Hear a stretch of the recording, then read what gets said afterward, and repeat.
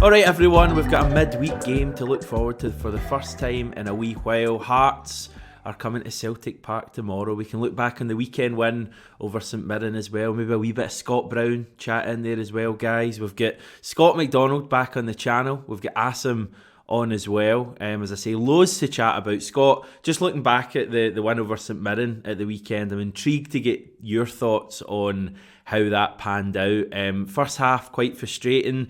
Ange makes a change at half time and we score 5 goals. He's quite good, Ange, isn't he?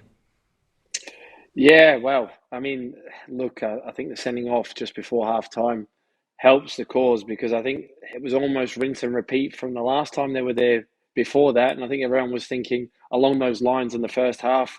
My goodness, that kit's bad luck. We don't want to see that kit again. I think a lot of people are probably saying in the first half itself. But look, I think it took a scrappy goal just to open the floodgates, didn't it? And once that first goal went in, then I think the result was always going to be inevitable. It was just trying to break them down. You've got to give St Mirren full credit in terms of how they make it difficult. Stephen Robertson always sets his teams up very well to frustrate you. Dubious penalty, you have to say. There's a few contentious, obviously, decisions within the game itself.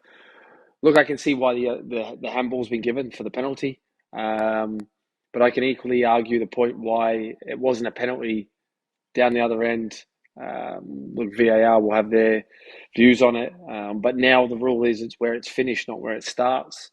And for me, it looked like it finished in the box, so it could have been 1-1 at that stage. But look, you've got to fully credit that they didn't panic and they kept going and they believed. And yeah, and Abada coming on at halftime was just, the change that was needed. And we talked about it last week, didn't we, Hamish, about everyone's contributing. And when you've got a bench like that, it's quite scary for the opposition to see whoever comes on. O'Reilly, Haksabanovic, Abada, O comes on again, scores his first goal, which is great. So there's nothing but positives to take from it, which is a sticky place for Celtic to go. Yeah, I mean, 3 subs came on and scored. I think the same thing happened in the Scottish Cup tie against St Mirren, Asim as well. I feel like we're not unbeatable, right? I would never say anything as confident as cocky as that on the channel, but I do see other sides really struggling, anytime soon to get near this Celtic team. St Mirren were pretty good in that first half, really made it difficult for us. But look at the subs we brought on in that second half and the impact they made, and even further to that, the players who didn't even get on the pitch. There's players who don't even get in our match day squads at the moment who would walk into like virtually any other team in the country, and it just fills them with so much confidence at the moment. Yeah, for me again, the biggest take home was probably the strength of the squad because, as Scott said, it was very similar that first half to maybe our 2 previous games at the St Mirren's away stadium, St Mirren's ground, where we just really struggled to break them down, and they are so well organised. Even in the one last year in the 0-0 game, we just struggled to really break them down. So I was getting a wee bit worried, just as the game's gone on, thinking this looks like a similar kind of repeat. But that's where you just see the strength that we've now got, that even when we're faced with a bit of adversity, the changes we can now make just are so strong, and they're so, I think you touched on it at one of your videos yesterday. It's different kind of, it's not like for like changes, it's a completely different threat and a different problem for opposition teams to have to deal with when you're bringing a bad on for Maida or Haksabanovic or O. They're all offering something completely different from the guys they're replacing. So St Mirren's game plan, while it might have been working the first half, they've got a whole new threat in the second half. And as much as the sending off really helped, as I said at the time, that St Mirren's shape won't really change much because that's how they play anyway. So they're quite good in their organisation. So I think obviously a combination of the sending off, but just the fact that we continuously grind teams down, it seems like you say we'll always find an answer. And it was brilliant because at 1-0, 50 minutes gone, you're happy just to scrape a victory at any fashion. For the game to then be over by 70 minutes, it was brilliant, and like you said, we could even have scored a few more. Scott, Jota spoke about a positive, was it a positive anxiety? I think that's the phrase he used to describe how he feels, in games like that when Celtic go behind. Having played for Celtic and watching this team, how do you feel? I mean, and how do you think these players will feel in games like that, where they've clearly got so much belief in their own abilities, but it's also, when things aren't going your way, it is easy to get frustrated, but they don't tend to do that. Yeah, absolutely. I think it's what's been built over the course since Ange has been at the football club. Um, there's not been many teams that, like you said, that have really put Celtic to the sword or tested them. And I think this group believes a little bit like Brendan Rodgers era at times, where they will always come up with an answer. They always have an answer. There's no panic. We'll get another opportunity. We'll get a chance. We've seen a lot of last minute goals last year. We've seen a few this year. There's a undeniable belief within this squad and the character within it that they're going to have that relaxation. There is no anxiety. I like how he calls it anxiety still, but I still think Ange would have gave them a little bit of a rocket at half time. I don't think he was too pleased going in at half time, and he would have sort of been like, "We've got to move the ball quicker. We've got to get at them quicker in certain areas. We've got to get it wide." And you've got to give St. Mirren credit because, to limit Kyogo to 2 touches all in one half was incredible. He never got a sniff. I mean, the one sniff he doesn't even touch the ball. It still creates the chaos to get the man sent off. But it just shows you how well they worked and how resolute they were. And yes, going down to 10 men, their shape didn't change, but they didn't have the outlet to threaten Celtic after that. And it was one-way traffic thereafter, with Curtis Maynard up top on his own, with a thankless task, I think. But it was always just going to be a case of could they still break them down? And like I said, it took that scrappy goal. And it takes that at times in those types of games, those horrible games where you need that little bit of just changing luck in the game, where from a tight angle it falls to him and it still goes through the keeper's legs, somehow ends up in the net. And then that opens the floodgates up for the quality to actually begin. I was, at half time, it was a toss of a coin for me who was going to come off, whether it be Maeda or Jota, personally speaking, because I didn't think Jota had a great first half either. But I think in Ange's decision making at that point is you need your technical players on for the second half to try and open things up. And the more the game goes on, you're going to get chances to get at them 1v1. And is Maeda as good in those 1v1 scenario situations and bidding a player and doing something as to what Jota and Abada is, and going double barrel down both sides. And I think that's why he chose to probably go that way, because Maeda's been excellent, we know that, and what he gives you. But just when things are a bit more compact and tighter, you need the more technically gifted player to be on the pitch. And I think that was probably why the decision was made. And it was a decision that probably at half-time, certainly speaking from the group chat I'm in, featuring a couple of guys from this channel, by the way, there was a little bit of groaning going on there. What Abada is at the right sub. I think some of the guys felt that maybe a bit more physicality was needed, but of course Ange knew best. If we move on to tomorrow night, guys, 100th competitive game for Ange in charge of Celtic, which I can't work out if that's like more than I thought it would be or less. It seems like he's been in charge for a while, but also 100 games is a pretty decent landmark. If you were to put one match from the previous 99 at the top, Asim, what would you go for? Last year, February, 3-0 home to Rangers. So what's so special about this? Because I knew you were going to say that, and I probably agree, but what is so special? I think it was obviously the build up, even obviously the weekend before, with us going within touching distance to go top. Obviously, I think they drew at Ross County. We beat Dundee United with a last kick of the ball goal. So it was just that build up that we can finally go top. It was a midweek evening fixture, which I think always helps the atmosphere for these derby games. There was none of them in the stadium. It was just perfect. Obviously, the 3 goals before half time, the atmosphere when the second and third went in, because obviously they were still close together. People are still celebrating the second, and the euphoria when the third goes in. It was just scenes that we've probably not experienced for quite a while in that fixture, and obviously it was the first one back at Celtic Park after COVID and stuff as well of that fixture. So it was just a number of things, and then for us to go top on that night, I think it's, for a lot of fans, I think that's probably the obvious answer as well, isn't it?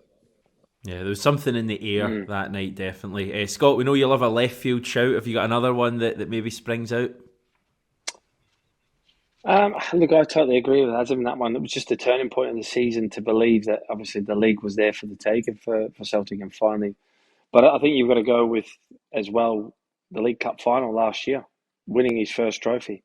I think that sets everything up to what has become since the belief when you get that trophy so early in the piece as well. Obviously, a little bit later the League Cup this year because the World Cup, but to get a trophy in the bag that early as a new manager with coming to a club where so many people were doubters on you, it settles your team down as well to believe that they're on the right track. I'd have to say probably that's just as important a fixture and a game that he's had as to that Rangers game as well. Yeah, I would agree with both of you. I think those are two really good ones. Game 98 was all right as well. The cup final over Rangers. Real Madrid was quite good. I mean, I know we lost 3-0, so it's not going to be at the top, but I think being back in the Champions League and having those world-class players back on the pitch at Celtic Park was pretty special. I mean, we've packed a lot into those 99 games so far. There's been a lot of amazing memories, amazing goals, last-minute goals, great performances, a few poorer ones as well near the start, but it's been amazing. Tomorrow is match 100. It's against Hearts, who I think were one of his first kind of competitive games. I think the first Scottish team we played was Hearts. Ange will meet the media later today. If there's anything interesting there, I'll put a wee segment in. He did make some interesting comments prior to the game against St Mirren about utilising the squad. So I think we're going to see some changes tomorrow, just given that it's a 3-game week. He mentioned Haksabanovic, Abada, Ralston, Bernabe, obviously Awata and and Kobayashi as well would kind of fit into that. So do we tend to think we're going to see changes for the game tomorrow night, Scott? Even though it is Hearts, a decent side we're playing. Look, I think him alluding to that, and in terms of some of those players that are on the peripheral right now, the fans have been waiting to see a little bit more of them. And the likes of Awata and whatnot that have been signed. And we all thought there were signings to come in and actually play. They've had to be patient and wait for their moment. I don't think there'll be as many changes as what we think, Right. but there could be two or three that will change for me. I just don't see it'll be wholesale. Still need the points, you know. Yeah, he tends to change the kind of physically demanding positions, Asim. So, fullbacks, wingers mainly. Who do you think we're going to maybe see coming in tomorrow night? It's been interesting. We've actually had such a kind of settled lineup for the last few games where I thought he might have made changes and he's not. But this one, I think you'll see maybe Abada come in and start this one.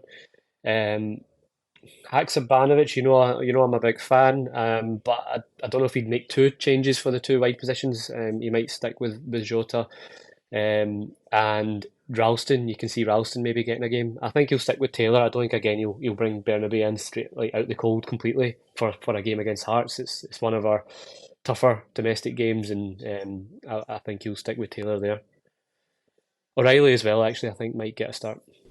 I've got O'Reilly in my team. This is my predicted 11. Hart, Ralston, Carter Vickers, Starfelt, Taylor, McGregor, O'Reilly, Hatate, Abada, Kyogo and Jota. So I think we'll see changes. How are we feeling about this tomorrow night, Scott? It's, Hearts have been a little bit hit and miss lately. They are still third in the league, 5 points clear of their rivals Hibs. Beat St Johnstone 3-0 on Saturday. We play them twice over the next few days as well. Does Saturday's game come into tomorrow night at all, or are they separate things? Look, I think they're totally separate things, and obviously being at home to being away from home on the weekend, and then what that game means on the weekend to what this midweek fixture is. It'll be a bigger fixture for them come the weekend. Opportunity to go further in a trophy competition. They've still got one eye on finishing third as well, of course, because Hibs have started to get on a good run and will want to catch their rivals. So they'll have one look over their shoulder with that one, and might be an opportunity for Hibs to catch them a little bit more if they lose, tomorrow night. But for me, being at Celtic Park, Celtic well in favourites. But I always say when you play these sort of bigger clubs in the competition that getting an early goal within the game settles the whole game, and it could actually end up being, I think, like this the last time they played Hearts, they get that early goal and then it settles them down, and then it becomes one-way traffic.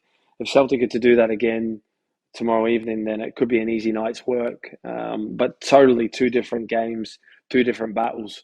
And we know you always know what you're going to get at Tynecastle and the occasion itself. So I think full focus has to be on obviously getting maximum points again, and just keeping the league where they're at and being happy, and then obviously going for that look potentially third trophy. You get so I think there will be sort of people rested with that in mind come the Saturday. Yeah, and I mean, it's an interesting point you made at the start there, where you almost suggested that for Hearts the really big game would be Saturday, and I agree. Given that they've got home advantage, given that it's the Scottish Cup, for us, I think they're both just as big as each other. Given that the league is still so important for us. Yeah, and even I think at the weekend there, it kind of highlighted it when we were 1-0 down to St Mirren. Like at half time, you start thinking about the league again. Like you're like, okay, you don't want to give any kind of hope, or especially after the week prior where we've beat them and they've got that psychological advantage. The last thing you want is to give them any kind of title hope again, and 6 points potentially would do that. So for me, that was a big win at the weekend, and I want to go into this international break keeping that 9 point lead, because they, domestically in the league, they do keep winning. So for us, it's important just to keep that lead. So I think tomorrow is still a big game. They're playing Hibs away at the same time, so it's one of those midweek evening ones where you hear updates from the other game, and it's a tough one with Hibs on form. So I think for us, we just have to get this job done. I think tomorrow's still a very important game. Sunday, the cup game will take care of itself. It will be a good atmosphere, and it's I don't think there's replays is there, so it finishes on the day. So it's one of those as well that we'll have a strong squad for that. So I think priority for us tomorrow, and just go into this international break with two more wins in the league and just really cement our places, with the countdown on to finish that league. Yeah, Scott, you've spoken a wee bit in the past about these midweek games sometimes being, a wee bit tricky for Celtic, given that the atmosphere maybe isn't quite what it is on a Champions League night. I think it's fair to say. But tomorrow night, I think the stadium's going to be pretty full. It's going to be loud, so it should really be one that the players really, thrive on tomorrow night. Yeah, absolutely. And look, it goes back to that squad again, Hamish, and what you can call upon. I don't think back in the day that we could call upon as many quality players to play in this fixture, to replace players that played on the weekend. So if Ange is to do that, they're just going to be so hungry to perform and get the job done. And every time of asking so far when Ange has done that, apart from the St Mirren away game earlier in the season, they've come up trumps. So again, that's why I don't think there'll be too many changes to the core of the side, because these players can play 3 games in a week. But there'll be a few slight changes in certain key positions, like you said, Hamish. And I think they're just the momentum's with the team right now. After obviously winning the League Cup final as well, they're not showing any glimpses of taking the foot off the gas. It's business as usual, as always with Ange, and it will continue on that vein of form come tomorrow night and then going into the weekend's game. Yeah, they just seem so driven at the moment. It's almost as if they just want these games to keep coming. I think if you offered the players, you can go midweek, weekend, all the way through and just get this league wrapped up as soon as possible, they would take it. You worried about Hearts at all, Asim? I mean, I think they're missing Craig Gordon, obviously, Craig Halkett, Gary Mackay-Steven. I think Peter Haring and Stephen Humphreys are also likely to miss the game, but they do have some talented players there. Is there danger for us tomorrow night? Yeah, I think they are comfortably the third best team in the league. We do tend to have difficult games when we play them. They always have a spell usually where they cause us a bit of danger. I think, as Scott said, an early goal is something that would help really settle it tomorrow, like settle the nerves, or just get us on the front foot. But yeah, I don't think it will be an easy game. I think they do tend to to have dangerous players up front. Janelli's been on form, and I don't know if Mackay's been fit or playing, but he's a good player. So yeah, I think it could be tough, but I was just touching on what you were saying about the squad there. For me, it's when I look at it, it's as strong a squad as I can remember, because normally when you're making 3 or 4 changes, you feel that the drop off is there a little bit. It really isn't at all right now, and I think, as you said, Hamish, there as well, everyone's looking forward to that next game because they're all contributing so much.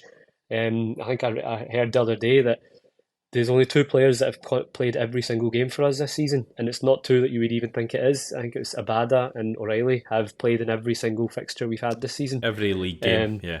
Every league game, and there are guys that aren't starting every week, but everyone is contributing. Everyone is a nucleus of about 16 players that are playing week in, week out. Whether it's coming on 30 minutes or starting, so it's so strong right now that you can make 3 or 4 changes, and I think there's no drop off, and that for me is the first time I can remember that in a long, long time. What does that say, Scott? Just that the entire squad is in a good place, because some players might sulk at only getting 20 minutes at the end of the game, like Haksabanovic has, for example, since the new year. Yet every time he comes on, he looks really lively. I think Ange has already stated it in his presses that there's no place for players that want to complain about game time. You're out the door. If you want to moan and complain, the hammer's straight down and forget it. You can leave. I don't think there's no messing around with the way Ange is and what he expects. And it takes more than 11 players to win things and to have a special season. And I think that's the message, and that the message has to be clear there. And everyone has a contribution and a role to play within that. And certainly everyone is doing that right now. And you can see even when they score the first one and everyone celebrates, what it means to the whole group. There's a real collectiveness within that group as well. And you've got to give Ange and his backroom staff full credit for keeping that, because that's not easy. It's not easy to keep 20 young, talented, egotistical players all on the same page. It just isn't. As much as it sounds like, they get paid to play football. Yeah, but they all want to play. They all think they're better than the next guy. But you've got to put that to the side and actually be part of the process of what the group needs and what Ange as a head coach is looking for in terms of the style of play and the tactics and everything else. And when you come to training, you've still got to be up to scratch as well. There is no complacency even at training. And I think that's where it stems from, and that's where I think the performances come from when these players are asked to come in and replace others, that the level of training and what they're doing at training is the reason why you're seeing that success go into matches themselves. Yeah, it's clear to see that just everyone is contributing at the moment. Just in terms of officials, will they contribute tomorrow night? We'll wait and see. We've got referee Alan Muir, Callum Spence and Craig Ferguson as the assistant. Stephen Kirkland is the 4th official.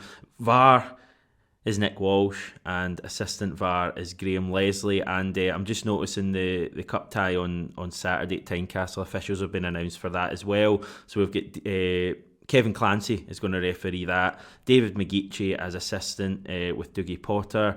4th official, David Monroe. VAR is Willie Collum, and assistant VAR is Daniel McFarlane. Yeah, buzzing for it. We will have a reaction for you all after the game. Maybe a little bit after full time, maybe half an hour, 45 minutes, just the way things are. But we will be there to chat about the game. We'll chat to you tomorrow night.